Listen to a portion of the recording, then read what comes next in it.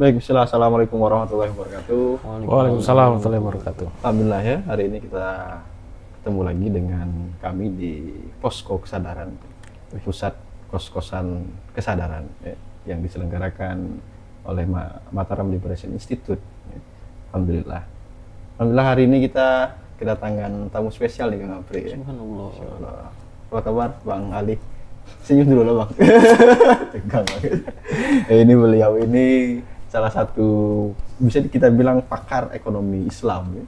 Ali Akbar SEMECPTH BSD. BSD. Ya, jadi, BDG. BSD. Oh, Bandung. Kalau BSD kan Tangerang ya. Oh iya. BDG. Ya, beliau datang jauh-jauh dari Bandung ya untuk ketemu dengan kita ya, malam hari ini ya. Untuk membicarakan ya, persoalan-persoalan ekonomi lah jelas ya. Karena beliau memang basicnya di ekonomi. Ya.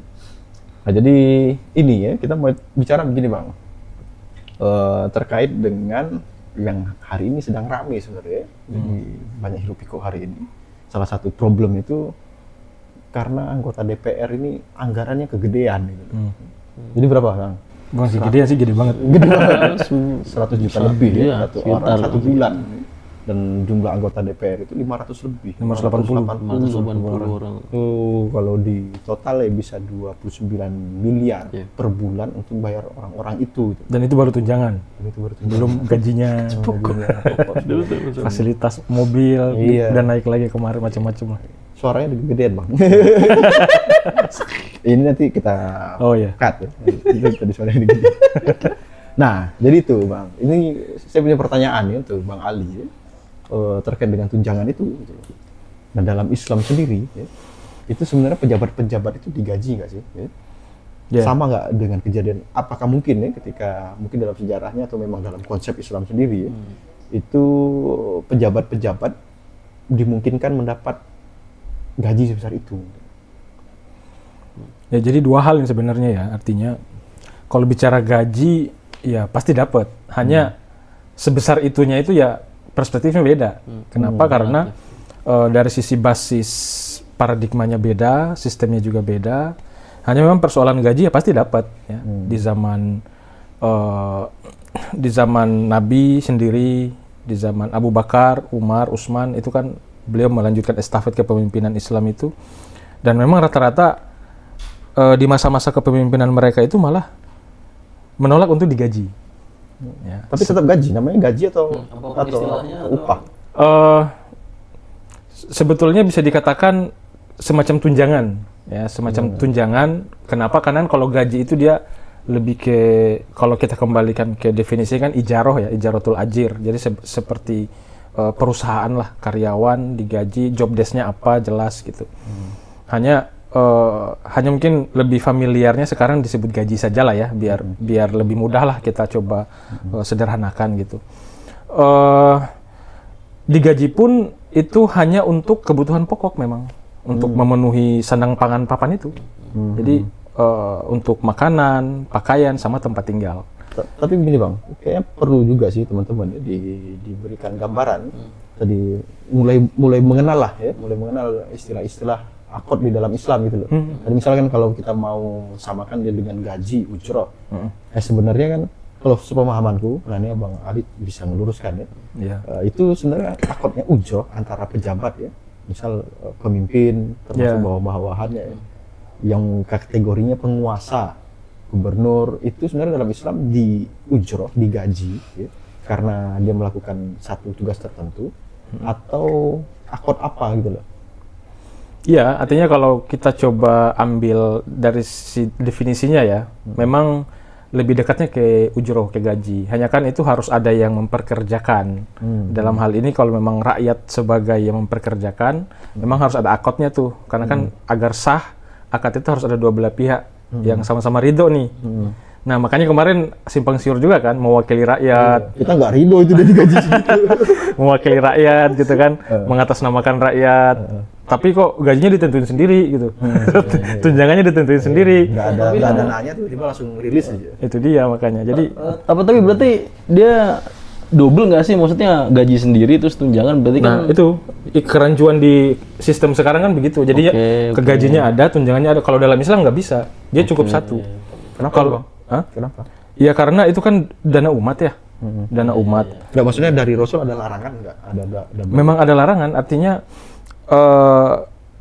tidak boleh memanfaatkan kedudukan ya untuk memperkaya diri gitu loh. Kenapa? Karena jabatan publik itu memang amanah untuk mengurusi meriayah rakyat.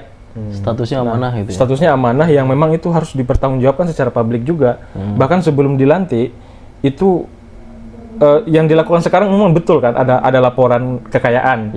Tapi kan itu hanya sekedar formalitas sepertinya. Kalau di Islam itu benar-benar dicatat seseorang yang dia akan menjadi pejabat publik itu dilihat dia start menjadi pejabat itu kekayaannya berapa. Kalau dalam waktu yang tidak normal kekayaan itu bisa berlipat ganda naiknya, nah itu tidak wajar. Kepemilikan pribadinya ya, artinya dilihat dia mendapatkan pemasukannya itu dari mana, apakah dia punya bisnis lain atau ternyata dia hanya fokus di ngurusin rakyat tapi ternyata malah tunjangan dan macam-macamnya itu jadi nggak wajar gitu. Nah ini kan berarti ada penggelapan di situ. Nah dalam Islam itu sangat ketat terkait dengan hal itu. Bahkan di zaman Abu Bakar kan seorang pedagang ya, pengusaha beliau tuh. Beliau itu menolak untuk mengambil gaji ya dari sebagai seorang pemimpin, saat itu Khalifatul Rasul, penggantinya Rasulullah sebagai seorang kepala negara. Saat itu beliau menolak, saya nggak usah digaji, saya ada usaha sendiri. Tapi para sahabat itu kemudian nggak boleh. Agar antum bisa fokus dengan urusan rakyat, tidak pecah lagi dengan urusan bisnis segala macam. Sebaiknya fokus di situ, nanti ngambil aja dari Baitul Mal secukupnya, bisa diizinkan sama para sahabat lain dan juga seluruh rakyat saat itu. Kalau diterapkan sekarang bisa nggak ada yang mau jadi pejabat. Justru itu. Gak usah bisnis, orang justru hari ini kan jadi pejabat biar bisa bisnisnya lancar kan. Benar. Ya serem juga tunjangan beras sekian juta. 12 juta sebulan itu. Beras doang ya? Iya. Ini kualitas apa? Tabungnya sebesar apa itu? Tapi katanya diklarifikasi, itu salah baca katanya. Oke. Harusnya 12.000 per bulan katanya. 100 kilo dia. Apa? Tidak mungkin tiap hari. Lucu aja juga kita jadi ketawa ketawa sendiri kan. Ya begitulah. Nah, situasi Bang, kan itu kan kita pembuka lah ya, karena Ya, ini ya. yang lagi rame gitu loh. Nah, sebenarnya kita pengen nanya ya, itu kan tadi 29 miliar per bulan, itu kan dianggarkan dari APBN, ya nggak sih, APBN. Nah, APBN kita itu pendapatannya sebagian besar ya, hampir 80% itu dari pajak. Artinya kan sebenarnya gaji yang kita juga ya. Benar. Ya. Itu pernah tak hitung-hitung sama teman-teman mahasiswa kan hari ini kan sering kan disampaikan, jangan tanyakan apa yang bisa negara berikan padamu, tapi apa yang bisa kamu berikan pada negara. Kita hitung kemarin itu jumlah mahasiswa di Indonesia kan 9 juta. 9 juta itu kalau kena PPN aja untuk dia belanja ya, sebulan dia belanja sejuta, artinya kan dia kena 120.000 sebulan ya, PPN doang itu ya. 120.000 kita kalikan 9 juta, itu kurang lebih ya sekitar 900 M ya. Jadi baru dari mahasiswa itu ya. Jadi itu uang jajannya doang itu bulanan itu. Itu ternyata 29 ya itu untuk gaji diantaranya ya, gaji DPR gitu loh. Gaji pejabat kita. Dalam Islam sebenarnya terkait dengan APBN itu kalau tidak ada dari pajak ya, terus dari mana sih negara ini bayar gaji pejabatnya? Belum lagi terus nanti untuk pendidikan, untuk kesehatan dan lain-lain gitu. Nah, ini menarik ini. Yang sepertinya mungkin menjadi sesuatu yang rada mustahil ya di pandangan mainstream, karena belum ada satu negara pun yang mencoba menerapkan konsep ini. Nah, kenapa? Karena dalam perspektif Islam ya, justru malah pajak itu haram. Oh, haram. Hukum asalnya haram itu. Wah, luar biasa nih haram. Haram rokap ini di Indonesia. Jadi pajak itu haram, tidak boleh. Iya. Sudahlah pajaknya haram, dikasih gaji yang itu kayaknya bakal pakai haram gitu. Astaga, enggak. Ayo orang-orang anti pajak berkumpul di komen. Ya. Nah, ini jadi dua kata ya, pajak haram gitu ya. Dua kata lucu. Pajak haram artinya hukum asalnya tidak boleh menarik biaya atau anggaran yang diwajibkan kepada rakyat tanpa alasan yang dibolehkan oleh syariat. Ya, ini kalau kita coba bahas pajak dulu nih ya. dalam situasi tertentu dibolehkan karena kan hukum asalnya tidak boleh kecuali darurat banget. Darurat bangetnya ini kas negara untuk yang cakupan yang harusnya sesama muslim ya. Seperti mungkin ada bencana alam, ada beberapa keluarga atau mungkin ratusan yang kesulitan untuk memenuhi kebutuhan pokoknya, tapi ternyata dari kas zakat juga belum mampu untuk bisa memenuhi itu. Nah, maka ini dikeluarkan dekret imam atau khalifah gitu. Dan ini hanya untuk mereka-mereka yang memenuhi syarat untuk bisa mengeluarkan itu. Jadi nggak dipukul rata ke semua orang. Yang kaya-kaya aja. Yang kaya-kaya aja. Dan itu hanya muslim doang. Abu Rizal Bakri. Ya kan? hanya muslim doang. Jadi kalau non muslim malah nggak boleh. Ya. Jadi dia syaratnya dia harus muslim. Dia punya kelebihan harta memang. Artinya zakatnya juga rajin lah dikeluarkan. Kemudian syaratnya juga itu dia terbatas atau insidental doang.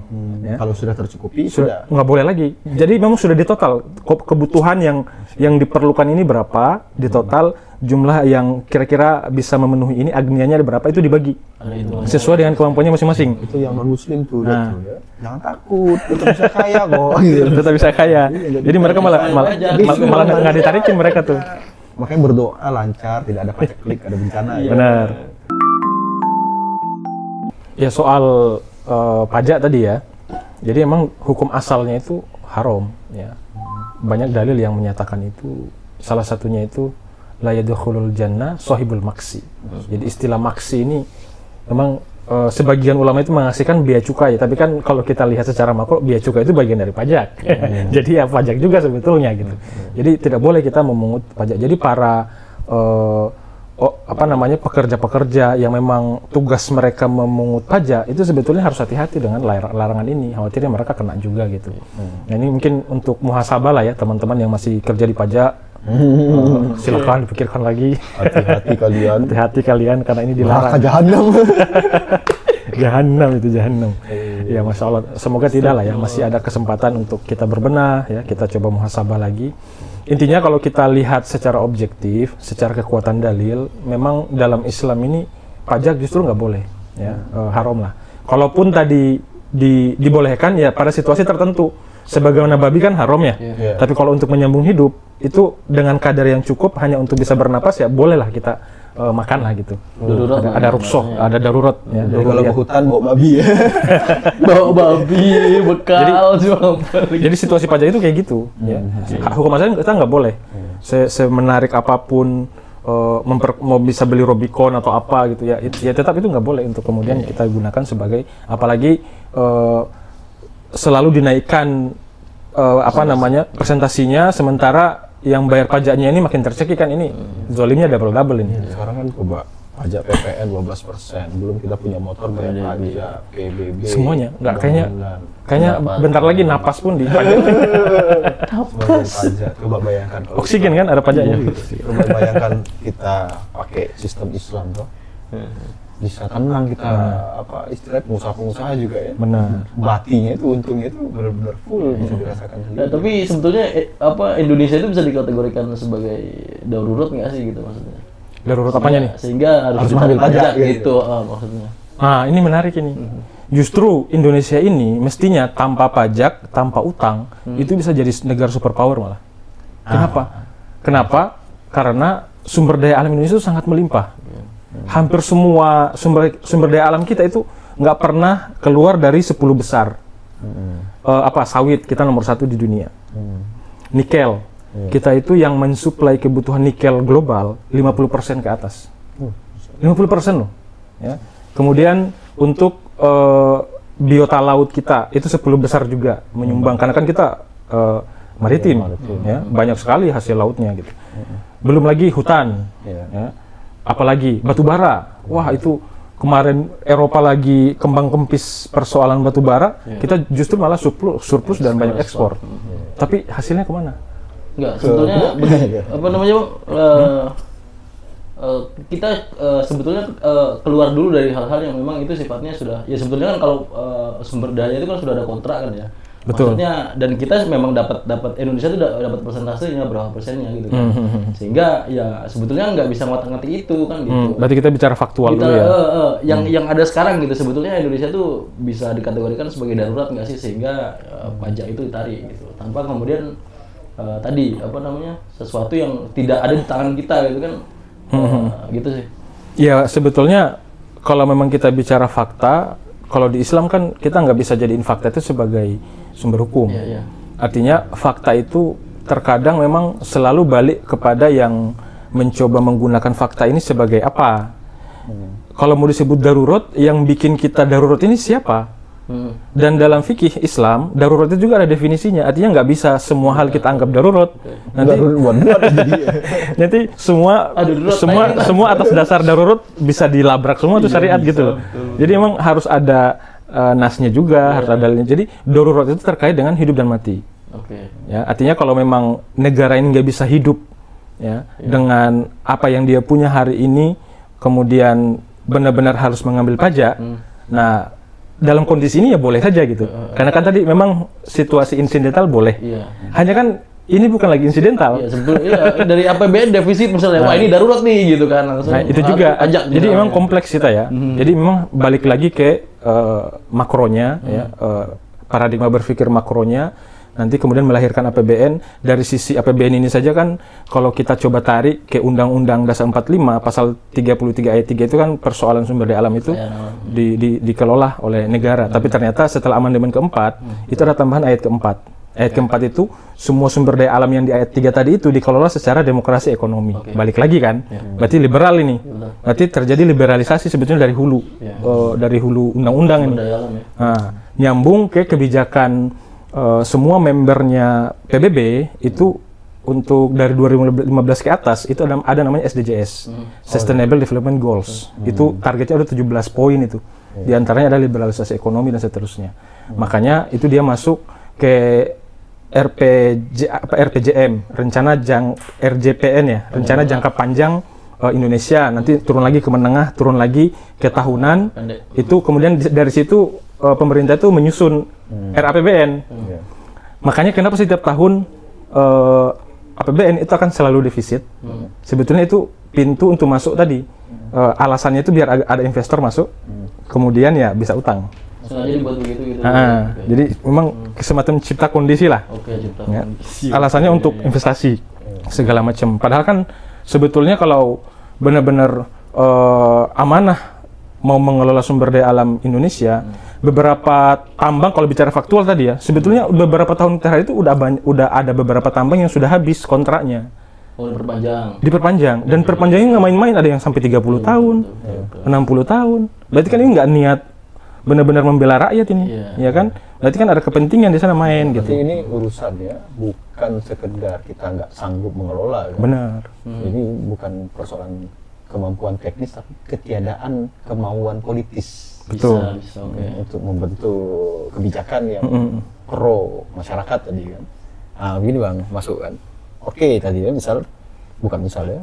dalam Islam kemudian tidak ada pajak. Artinya kan kalau kita ambil konteks di Indonesia, berarti 80% terus APBN kita hilang. Karena ada pajak tadi ya. APBN kita misal hampir 3.000 kan per tahun ya. Berarti kan kalau 80%-nya hilang, itu berarti sekitar berapa ngilang itu? 2000-an. Iya, 2.400 kan. 2.400 sisa cuma 600, sekitar 600 triliun. Nah, terus gimana? Kalau dalam Islam terus ngatasin ini menarik. Ini diisi dengan kos dari mana gitu. Iya. Data 2022-2023 kemarin berita itu kita kecolongan, bahasanya kecolongan batu bara 5.000 triliun. Bocor. 5.000 triliun loh. Kalau 5.000 bukan bocor namanya. Ables kalau itu. Artinya baru batu bara doang. Kayak atap kita ini. Ini bukan bocor lagi. Ini ables ini udah atapnya ini. Kalau hujan ember segede itu. Jadi bocor tapi istiqomah. Continue itu. Dan itu selalu kayak hilang begitu aja. Nggak ada yang usut. Nggak ada transparansi juga. Nggak ada transparansi. Jadi Kalau kayak hilang aja. sobat yang tahu ya, itu kemana larinya? Berkembar nanti. Terus gimana? Berkembar. Ya tadi artinya baru dari batu bara doang itu udah bisa surplus 2 kali lipat dari APBN sekarang. Belum dari nikel, yang hari ini bisa dikatakan hampir 100% kebutuhan nikelnya Cina itu dari kita. Ekspor ya. Belum lagi gas. Dan kita selalu jual murah ke mereka. Dari zaman Megawati gas itu dijual murah banget itu. Cuma berapa pera itu. Ya, itu gas. Nikel hari ini yang jadi yang pakai mobil BYD segala macam itu dari tambang kita itu. Dari nikel segala macam itu mobil listrik lah. Artinya, Bang, dalam Islam kemudian ada pos, dalilnya apa itu? Misal dalam sistem ekonomi Islam. Ya. Nama posnya apa? Nanti ini kita masuk berarti ya. Kita biar tertib ya. Jadi untuk mengurusi sumber daya alam, memang dalam Islam itu yang paling basic itu adalah persoalan akses kepemilikan. Ya. Dalam Islam itu ini benar-benar ketat ini. Kalau di kapitalis itu kan dia bebas. Siapapun boleh selama dia punya sumber daya, dia punya modal, dia punya kapital, silakan saja memiliki sebanyak-banyaknya, seluas-luasnya selama dia sanggup untuk memiliki itu. Dalam Islam nggak bisa kayak gitu. Ya, ini dibatasi. Ada yang disebut dengan akses kepemilikan individu, berarti ya dia fokus di mana memang individu itu dia bebas berkompetisi di sana, dia juga akan masuk ke pasar real di sana, dan dalam Islam itu selalu pasarnya real, jadi non real itu malah nanti nggak ada, dihapuskan semua karena itu bisa menjadi pemicu krisis. Ya, pasar keuangan, apa namanya pasar saham segala macam itu akan dihapuskan semua karena itu bisa menimbulkan spekulasi, masuknya ke judi juga akhirnya, maisir segala macam banyak banget. Influencer yang main Bitcoin. Nah itu mungkin kayaknya menarik kita bahas khusus juga tuh. Ya, nanti bisa ya. Itu banyak juga ngomong kapitalisme, habis segala macam. Ternyata main Bitcoin kan. Iya. Tapi memang secara apa namanya, sebetulnya kan ekonomi Islam itu kan juga nyontoh ke Rasulullah kan. Betul. Kalau kemudian dilihat secara perkembangan zaman gitu kan. Ya banyak yang kemudian bilang zaman dulu belum ada akses untuk kemudian membuat pasar saham misalnya kan begitu.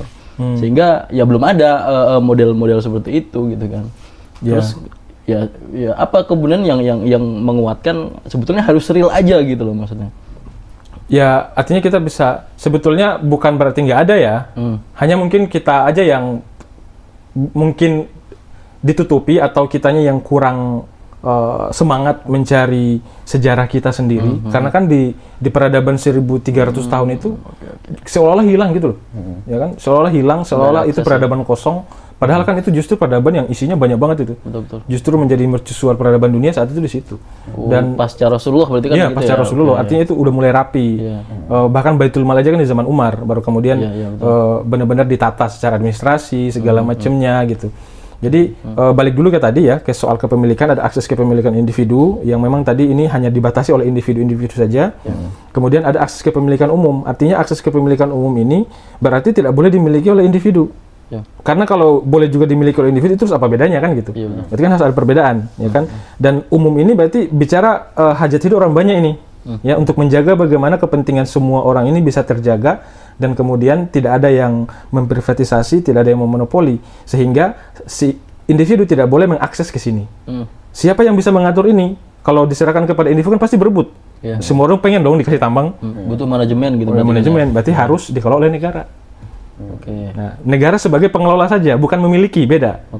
Bukan pengendali juga. Bukan pengendali bisa, kan mengatur lah, memanage ya, sehingga semua hasil atau profit dari sumber daya alam umum ini dipastikan harus balik lagi kepada rakyat.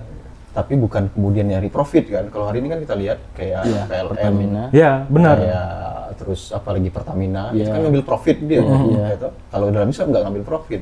Benar-benar berarti kan dia cuma pengelola. Bukan mengendalikan harga segala macam. Harga pun itu ya nanti untuk bayar administrasi lah, operasional maksudnya kan. Untuk mengganti operasional aja.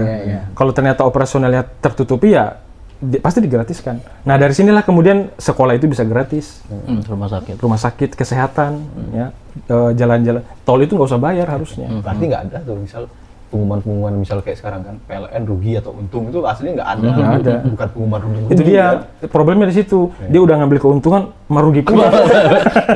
Kok bisa gitu? Kok bisa gitu? Kan dia monopoli kan. Artinya nggak ada lawan dia tuh. Nggak ada lawan. Nggak ada lawan tapi kok bisa rugi? Berarti kan ini ya indikasi kuatnya memang dijadikan bancaan Bisa, politisi yang sedang berkuasa kan gitu. Luar biasa nih. Nanti dikira tuduhan kita nih. Makar gitu. Ya memang faktanya begitu sih. Memang faktanya begitu. Maksudnya dalam hal praktek BUMN-nya ya. Tanpa mikir hitung-hitungan aja udah ke sana gitu kan arahnya. Nah itu tadi kepemilikan umum ya. Artinya sebetulnya APBN kita itu porsi terbesarnya bisa disupport dari kepemilikan umum ini. Dan Indonesia itu sangat kaya.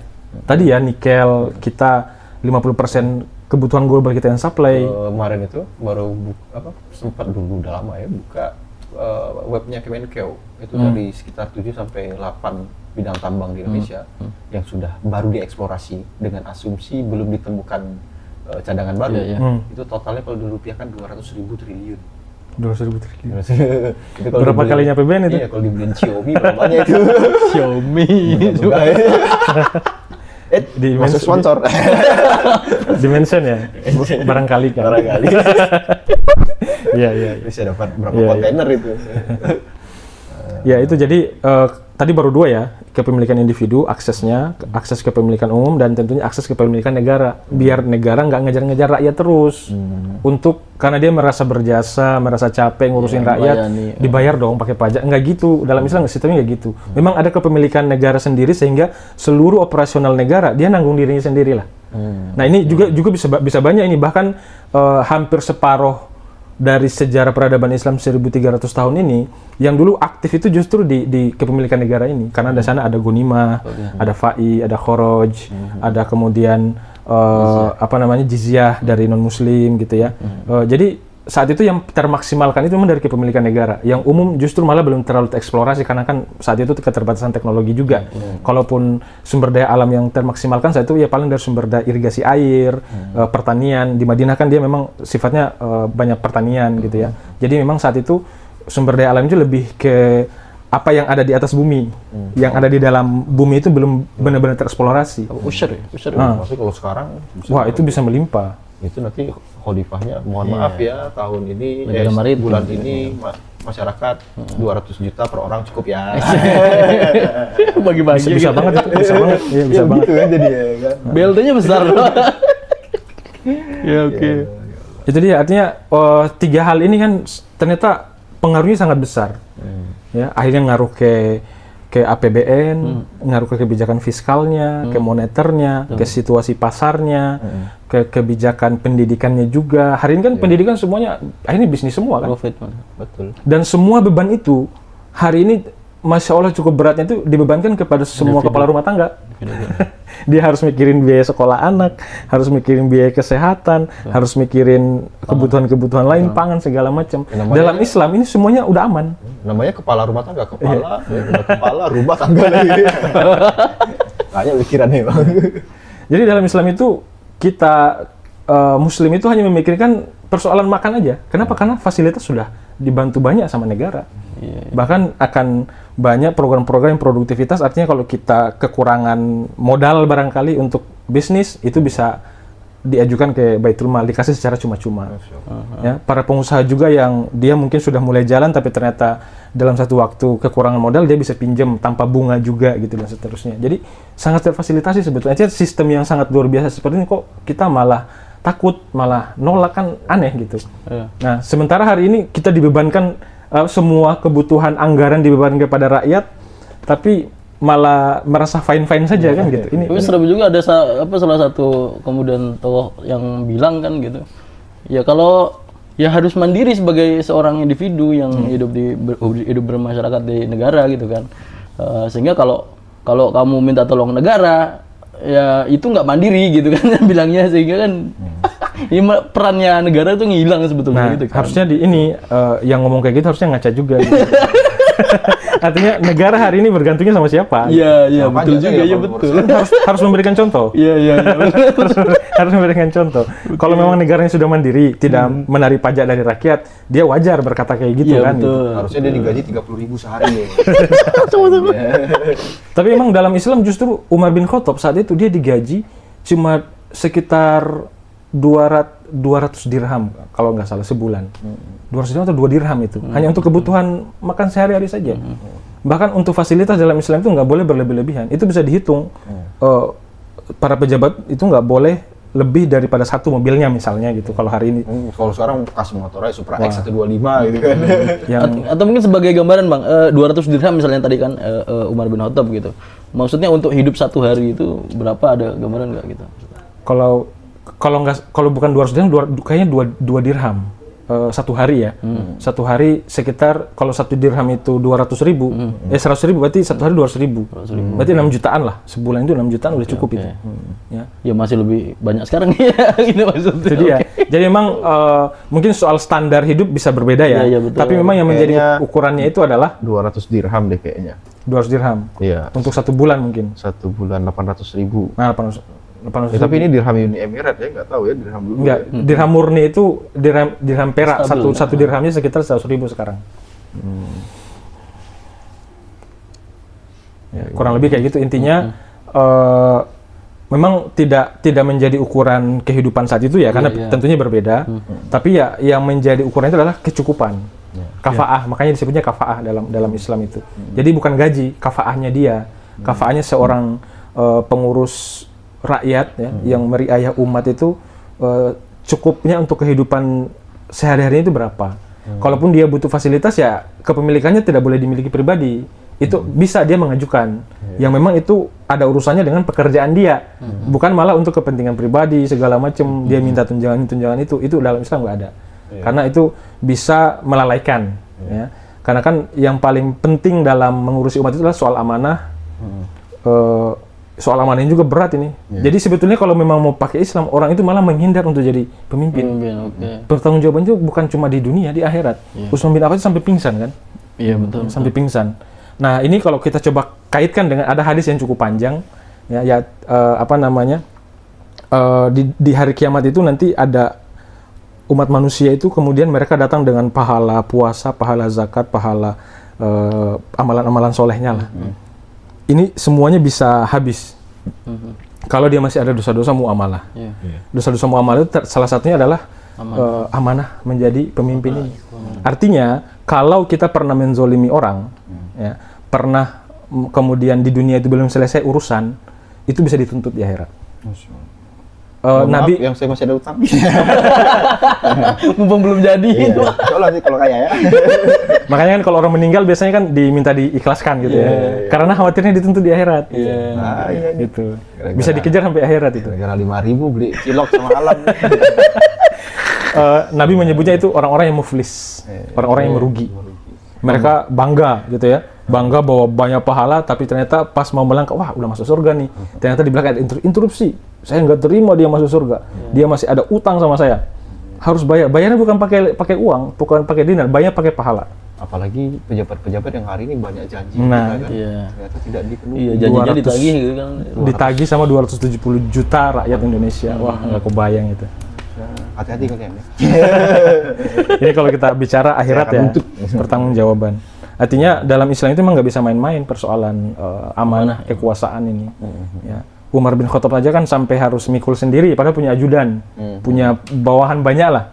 Tapi malah kamu mau nanggung dosa saya di akhirat, semuanya gitu. Malah dimasakin sendiri ketika ada yang kelaparan segala macam. Karena bicara pertanggungjawaban akhirat, itu yang hari ini nggak dipikirkan sama para politisi-politisi kita. Ketika kampanye mungkin baca banyak ayat kursi gitu ya, tapi ketika menjabat, ayatnya lupa, yang diingat cuma kursinya doang. Repot. Ini yang harus menjadi apa ya? Sampai disumpah Al-Quran juga kan. Ini sumpah Al-Quran tapi ternyata cuma formalitas gitu ya. Itu kayaknya covernya aja isinya dalam. Baik, itu ya dari teman-teman ya terkait dengan APBN ya, terus tadi ya, bagaimana sikap pejabat ya di dalam Islam itu. Jadi aslinya ya tinggal nanti kita hitung lah. Ya. Teman-teman hari ini bisa akses semua ya. Makanya hari ini sumber daya alam kita itu cukup, lebih dari cukup. Lebih dari cukup. Bisa kita bantu negara-negara tetangga malah. Iya, malah hari ini justru 80% ngambil dari pajak yang dalam Islam itu haram gitu loh. Jadi kan begini yang harus dipahami Bang. Kalau itu mikirnya begini, kan banyak yang takut kan kalau Islam itu orang-orang yang hari ini bergerak untuk mendakwakan Islam, memakai sistem Islam. Seolah-olah kita ini bukan bagian dari rakyat Indonesia yang terus mau memecah belah, mau menghancurkan. Tenang bro, kita ini dari lahir ceprot ini udah di sini gitu loh. kita itu ingin kan aslinya tuh. Wah, ingin banget. Ingin banget itu masyarakat ini sejahtera. Karena memang kan semua. persoalan, mungkin di podcast lain dibahas ya, persoalan dasar negara memang belum selesai sebetulnya. Oh tapi nanti dulu Iya. Itu di luar. Fokus. Artinya soal keinginan tadi ya, soal keinginan memang harusnya kalau memang benar-benar menampung aspirasi, ya itu jangan diabaikan dong. Betul. Ya kan? Harus ditampung juga dong. Tinggal diuji kan terus kan, masuk akal tidak atau ini apalagi kita mayoritas muslim kan, dan ini ternyata tadi bisa memberikan kesejahteraan bagi masyarakat gitu. Yang hari ini kita kempar-kempar nih berpajak ya. Baru mau masuk sekolah nih 2 anak kan, punya 2 anak itu ya udah sejuta sendiri itu. UMR Jogja cuman 2,5 juta gitu loh, sekitar segitu lah ya. Setengahnya habis buat bayar sekolah gitu loh, belum makan. Baik, jadi itu dulu ya teman-teman ya. Makasih ya tuh Bang Ali Sama-sama. sudah Udah setengah jam ya? sudah menemani kita malam hari ini. Saya tadi ada beberapa hal fokus kita ya terkait dengan ya hari ini dalam Islam ya, kasus yang rame ya, pejabat itu harusnya gajinya gimana ya, bersikap seperti apa. Termasuk tadi kita bahas tentang APBN tadi ya dari Bang Ali ya. APBN dalam Islam itu pos besarnya dari mana gitu loh. Ternyata tanpa pajak itu insya Allah cukup ya Bang. Lebih dari cukup. Lebih dari cukup untuk membiayai kehidupan kita berbangsa dan bernegara, bahkan untuk negara-negara tetangga yang lain. Gitu. Betul. Insya Allah kita lanjut di kesempatan lain ya, nanti kita detailing lagi. Yang menarik itu misalnya nanti kita bahas tentang hutang negara. Ya, itu menarik itu. Kan tadi sempat kita brief sedikit kan, ngobrol-ngobrol lah sebelum itu. Jepang itu utangnya rasionya 171. 171. Sama kayak Singapura. Singapura dia 171. 170%. 170%. Tapi kok mereka kayaknya anteng-anteng aja itu. Kan kita itu kecil ya. Kalau dikonversi itu 16.000 triliun utangnya tuh. Utangnya. Tapi mereka masih ngutangin juga ke Indonesia. Nah itu menarik itu ya. Hari ini ya, kalau kita bicara satu negara tentang perekonomian ya kan nggak bisa lepas kan dari negara-negara yang lain gitu. Nah, ini mereka ngapain ini? Kita ini sedang dikendalikan ya, atau sedang dijadikan bancaan negara-negara lain kan? Nah ini lebih luas lagi. Itu dulu. Terima kasih Bang Ali. Ya sama-sama. Atas Astagfirullah. waktu yang diberikan. Kita tutup dulu. Assalamualaikum warahmatullahi wabarakatuh. Waalaikumsalam warahmatullahi wabarakatuh.